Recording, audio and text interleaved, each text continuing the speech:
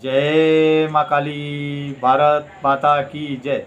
भारतवासियों, एक तो आजकल बहुत बड़ी खुशखबरियाँ मिल रही है। देखिए, एक तो आपने सब जगह पे देख लिया होगा कि योगी बाबा ने संभल की जो जामा मस्जिद है उसके ऊपर घूम घूम के अपने हेलीकॉप्टर को 3 चक्कर लगाए। उन्होंने कहा 68 जो हमारे तीर्थ थे, 19 कूप थे, जो पुरातन संस्कृति थी वही हम संभल में वापस लाएंगे, और जो इसके विरोध में उठेगा उसको हम मट्टी में मिला देंगे।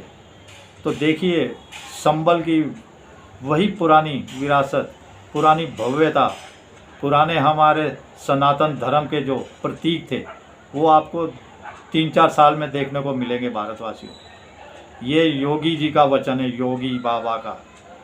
तो वो वचन कभी, इसके लिए मैं चाहता हूँ कि 2027 के बाद भी योगी बाबा यूपी में रहें, और मोदी जी 2029 के बाद भी मोदी जी रहें फिर से पीएम।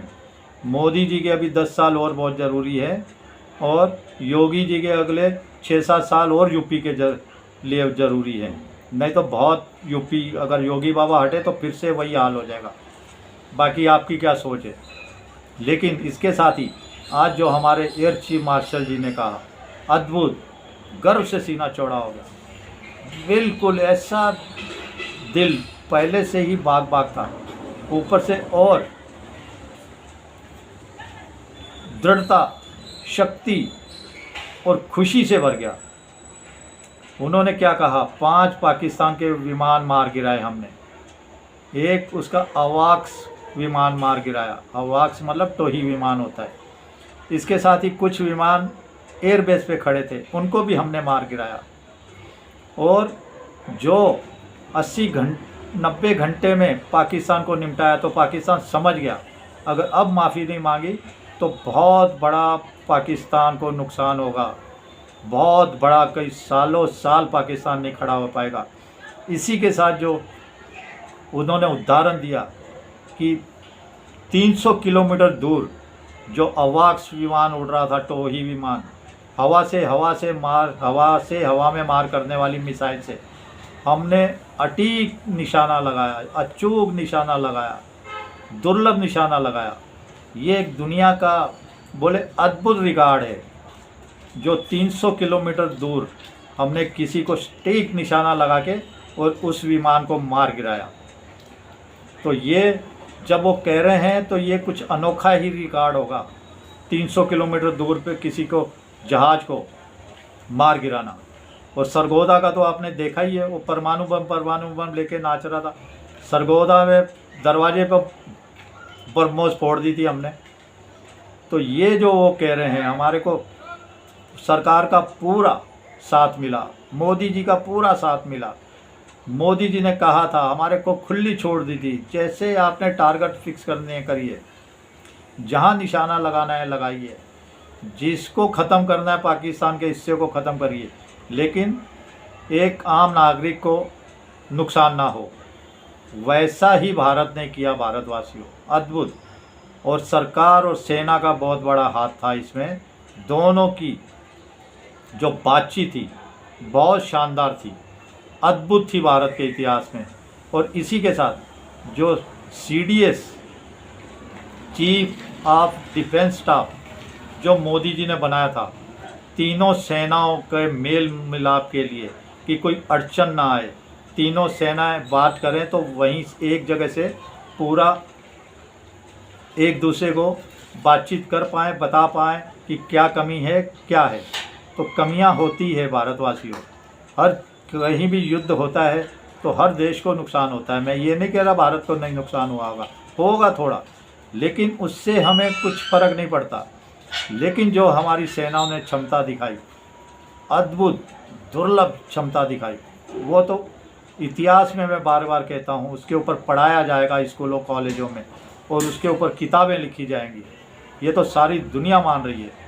और इसी के साथ मैं आपको एक और बात बताता हूँ, ये जो चीफ ऑफ डिफेंस स्टाफ बनाया था ना, उनका भी तीनों सेनाओं के साथ कॉन्डिनेशन था जो है, तो वो मेल मिलाप बातचीत थी, वो बहुत शानदार रही, बहुत ही अद्भुत रही। और इसी के साथ एक जो बात मैं बता रहा हूँ, इसके पीछे हमारे बहुत से इंजीनियर, हमारे बहुत से युवा, हमारे बहुत से लोग लगे हुए थे, हमारे देश का एक एक बच्चा लगा हुआ था। ये मत भूलिए, ये युद्ध मतलब सेना नहीं लड़ा, इसके पीछे जिन्होंने सपोर्ट किया, जो इंजीनियर थे, जैसे सैटेलाइट से हमारे वैज्ञानिक थे, हमारे युवा थे, हर किसी ने योगदान दिया। भारत के एक एक बच्चे का योगदान है उसमें। हमारी माताएं, बहनें, बुजुर्ग, युवा, बच्चे तक सरकार के साथ और हमारी सेनाओं के साथ खड़े रहे, दिन रात हर तरीके से खड़े रहे। और एक ये राष्ट्रद्रोही जो राहुल विंची नामक जिहादी है, ये अपमान पे अपमान करने पे तुला हुआ है। आज भी इसको इसके लिए खुला चैलेंज दे दिया है, अब स्टिक होता जा रहा है। देखिए अभी इसकी तो बहना राहुल विंची की भी उतर आई। सुप्रीम कोर्ट कौन होता है कहने वाला? हम तो माई बाप है, हमारे तो सब गुलाम हैं। सुप्रीम कोर्ट हो, चुनाव आयोग है, चुनाव आयोग ने आप कह दिया शपथ पर ढंग से दे दो राहुल गांधी, नहीं तो माफ़ी मांगो, हम चुके छोड़ेंगे नहीं। इसीलिए स्टिक होना ही पड़ेगा इनके ऊपर। मोदी जी देखो आज तक सुप्रीम कोर्ट को कुछ नहीं बोल रहे। मोदी जी के बॉडीगार्ड बोल रहे हैं वो बात अलग है, लेकिन मोदी जी सोच रहे हैं सुप्रीम कोर्ट खुद ही सुधर जाए।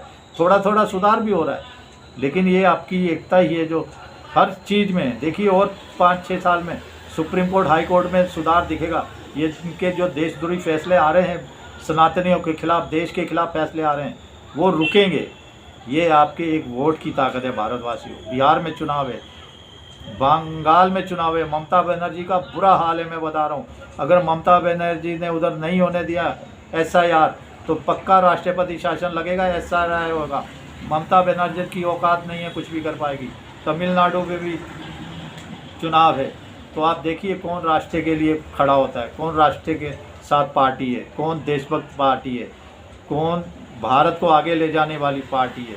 देखिए मोदी जी ट्रंप से अब कैसे भिड़ रहे हैं किसानों के लिए। भाई हम किसानों को अपने बिल्कुल नुकसान नहीं होने देंगे, ना मेरे पशुपालकों को होने देंगे, ना मछली उत्पादन वाले को होने देंगे, डेयरी को ना नुकसान होने देंगे, बिल्कुल।